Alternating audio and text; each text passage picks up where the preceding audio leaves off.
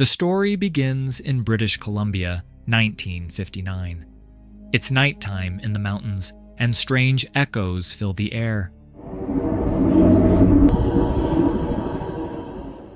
We see a terrified climber desperately trying to descend from a peak, but he fails, and in panic, he leaps to his death.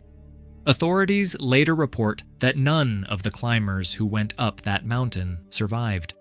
The mission was declared a complete failure, and the place was permanently closed off. The site became known as the Forbidden Wall, and for the next 63 years, no one was allowed to climb it. Now, decades later, the story moves forward.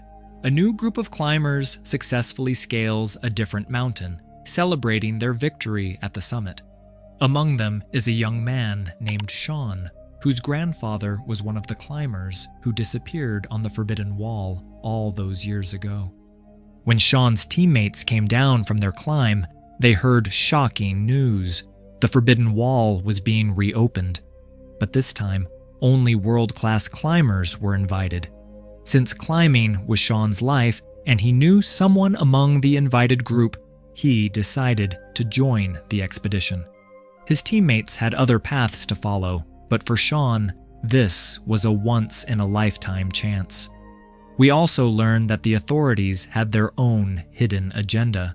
They weren't sending professionals just for sport. There was a secret buried at the summit, waiting to be uncovered. At home, Sean's father, Connor, strongly opposed the idea. He had already lost his own father, the same man who vanished on that mountain decades ago. Sean's mother also begged him not to go, but Sean's dream was bigger than their fears. He wanted to prove himself, no matter the risk. Finally, Connor gave in. He told his son, "Reaching the summit isn't the purpose of your life. Coming back alive is." Don't forget that Sean reassured him he'd be fine, then left for the expedition. On the way, Sean met a man obsessed with paragliding. He had always dreamed of flying down from the Forbidden Wall's peak with his parachute. But since access was restricted to elite climbers only, he asked Sean for help. Sean, however, explained it was beyond his control. Soon, Sean arrived at the base camp where the climbers had set up. There he met Colton, the best climber of them all and the leader of the expedition. The two already knew each other, and Colton warmly welcomed him. This was a huge opportunity, so everyone was excited. But for Sean, things were heavier. Everyone knew his grandfather's tragic story on this very mountain. Still, he was determined to be here. The Forbidden Wall lay within the land of an indigenous community who considered the mountain sacred. They had long-standing beliefs about this place, secrets that would be revealed later. Another team member we meet is Carrie, a skilled climber. She wanted to climb, but Colton asked her to stay at base camp and manage ground support. Someone responsible was needed there. However, he promised that if another team was sent up, she could join, something that encouraged her. Their technician also arrived, responsible for handling all communications.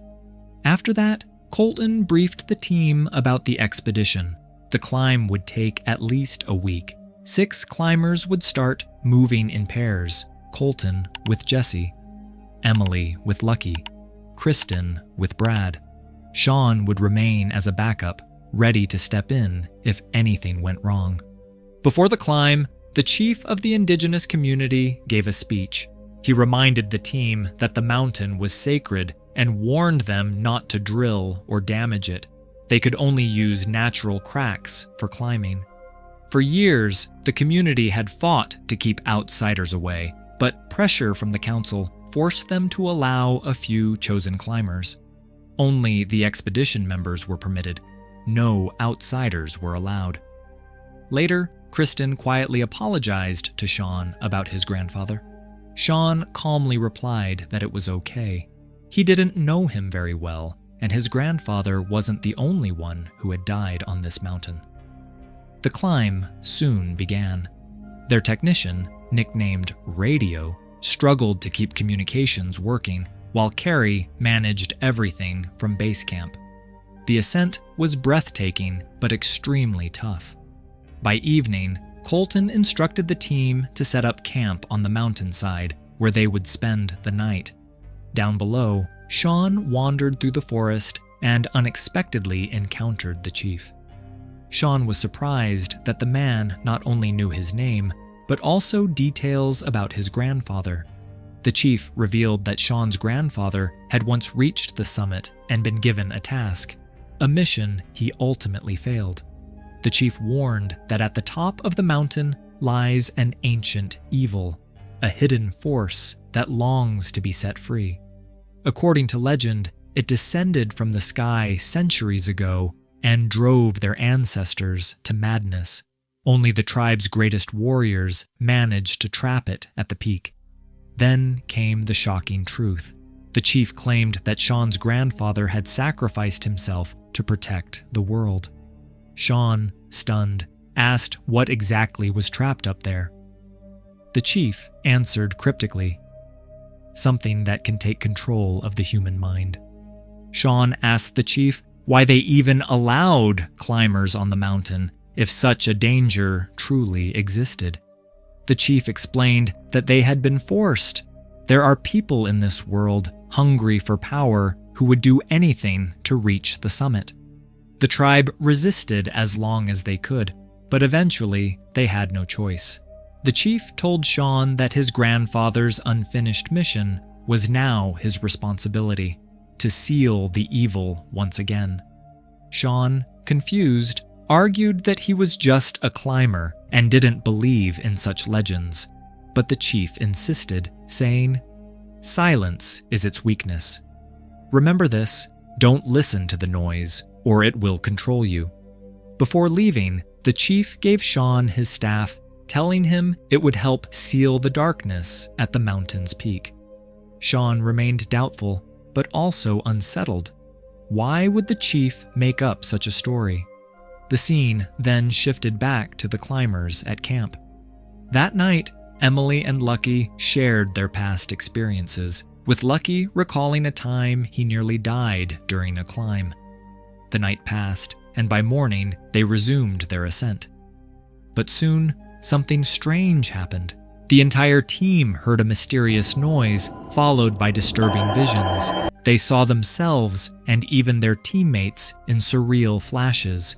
What shocked them was that everyone had the same vision at the exact same moment. Colton dismissed it, insisting they keep moving forward. Meanwhile, at base camp, strange noises also began echoing through the radio. Suddenly, all contact with the climbers was lost, leaving Carrie anxious and frustrated. At that moment, Sean approached her and shared what the chief had told him about the mountain. But Carrie didn't believe a word of it. She urged Sean to ignore such stories and stay focused on the climb. Colton and Jesse continued their climb when suddenly Colton felt a sharp pain in his head. It faded quickly, but something was clearly wrong. Meanwhile, Brad and Kristen were also moving upward. Out of nowhere, Brad tossed away his rope. Kristen panicked as she looked closer. What she saw left her frozen in shock.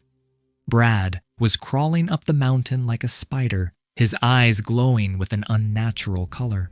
From his mouth came eerie sounds mixed with a voice that Kristen recognized, her own mother's. It was as if Brad was no longer himself, completely possessed by something unnatural. Terrified, Kristen watched as Brad approached her and unhooked her rope. Just before he could push her off, he suddenly snapped out of it. But without his own rope secured, Brad plummeted straight down the mountain to his death. Shaken and trembling, Kristen quickly secured herself back with a hook. She could hardly believe what had just happened. When she reported it to Colton and the others, no one believed her story about Brad's strange behavior. They assumed it was just an accident. Communication with base camp was unstable, cutting in and out, but word of Brad's fall eventually reached them.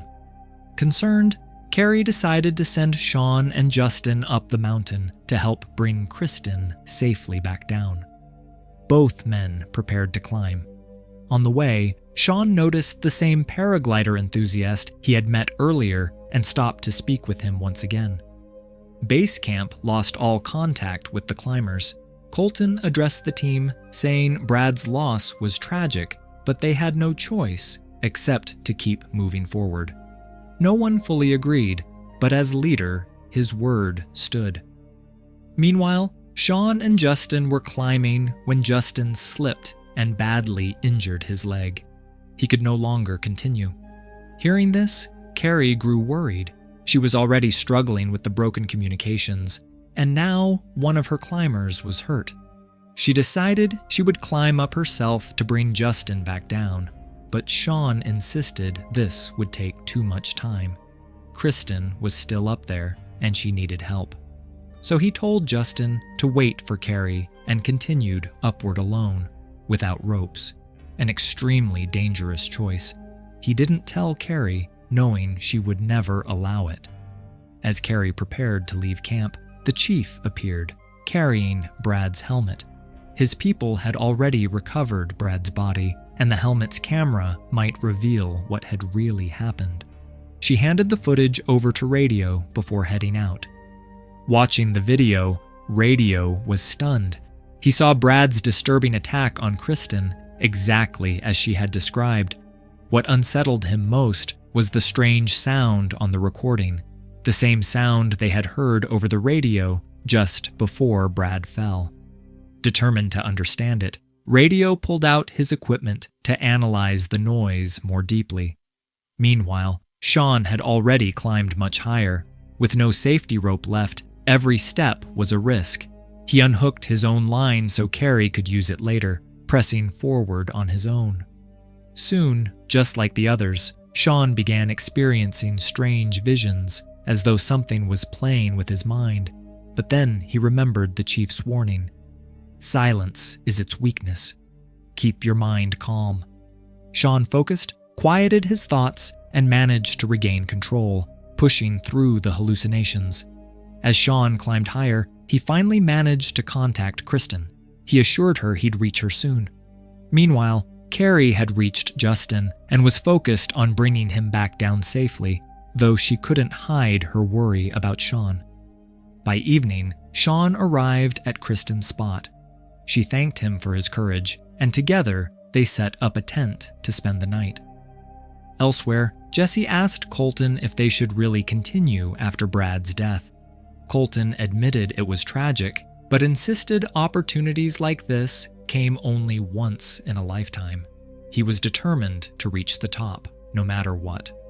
Lucky, however, grew uneasy.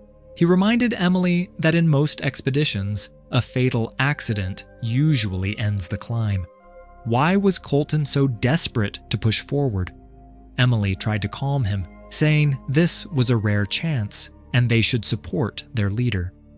Back in the tent, Sean questioned Kristen about Brad.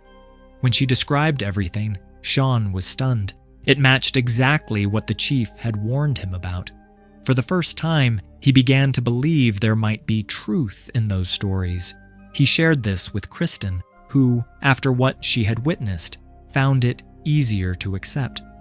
Kristen insisted that if there really was danger at the summit, they needed to warn the others.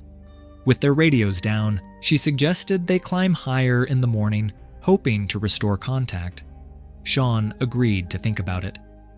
Meanwhile, Carrie successfully guided Justin back to the trailer at base camp. At base camp, Radio anxiously waited for Sean and the others. When Carrie and Justin finally arrived, he showed them the footage. They were shocked to see Brad attacking Kristen, but the strangest part was still to come. Radio explained that he'd been hearing a strange loop on the radio, and when he overlapped that sound with the video's audio, they were identical.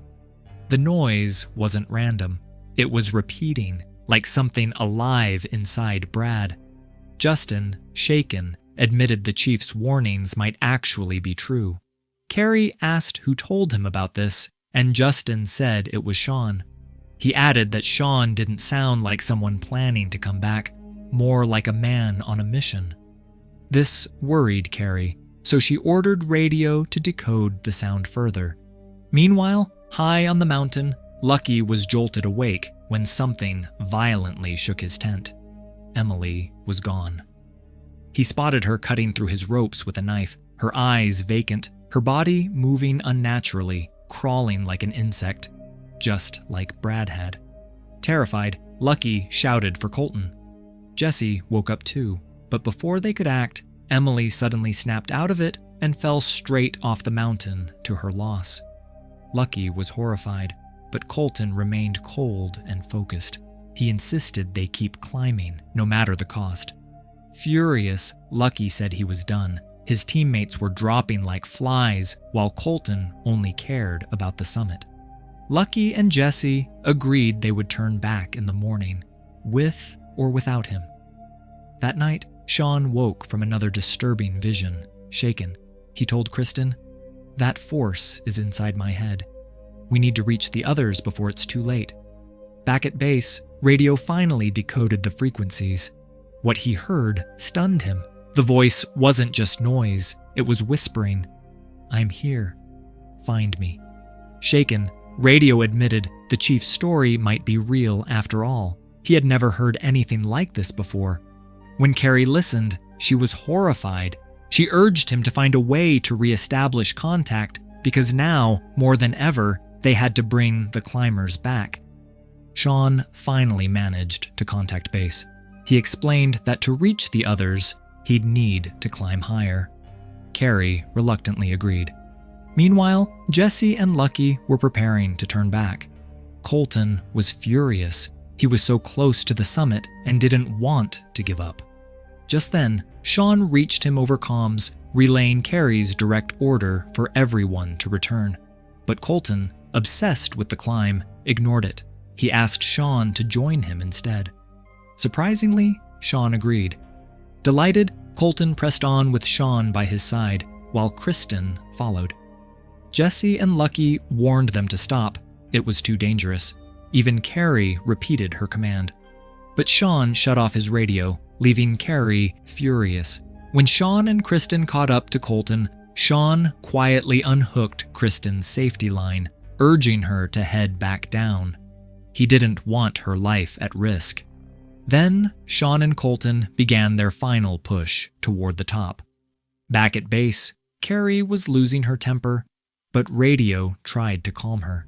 He explained that while scanning the comms, he noticed something odd. He could hear traces of every climber's voice except Colton's. That meant Colton might already be under the influence of the same force that had claimed Brad and Emily. But to be sure, he needed all three to speak on mic again. At the summit, Sean and Colton finally reached the top. They found a skeleton of a climber, likely one of the original victims from 63 years ago. Colton, ecstatic at their achievement, turned suspicious. He asked Sean why he was really there. Was he working for the same agency that had approved this expedition, sent to uncover the truth about what happened decades earlier? Sean denied it, but when Kristen arrived, the tension grew. Soon it became clear Kristen was the one secretly working with the agency. Their attention then shifted to a strange, otherworldly stone on the peak, unlike anything else around it. Radio briefly re-established contact and asked all three to speak into their comms. He believed he could identify which one was possessed. He was about to reveal the truth when the signal cut out again. At that exact moment, Lucky appeared. But he was no longer himself. He had taken Jesse's life on the way up and now attacked Colton. As they fought, the mysterious stone began to emit a bizarre, high-pitched frequency, filling the air with an unnatural sound. Lucky turned on Kristen, but she fought back. That's when the force shifted. It possessed Kristen instead. This revealed the truth. The entity, whether alien or advanced technology, could only control one human at a time. The moment Lucky snapped out of it, Kristen took his life, then launched a brutal attack on Sean.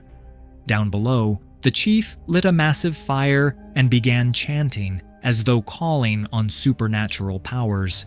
He even sent 2 of his men up the mountain to help Sean. This part felt a little weak in the film, almost out of place, but it showed the chief's desperate attempt to intervene.